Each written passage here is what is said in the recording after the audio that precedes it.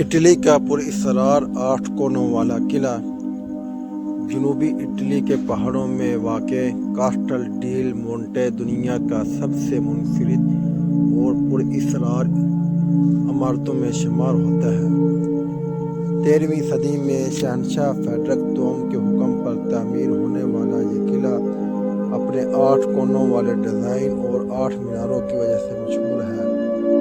حیرت انگیز بات یہ ہے کہ اس قلعے میں نہ تو روایتی فوجی قلعوں جیسی خندق موجود ہے اور نہ ہی واضح دفاعی انتظامات۔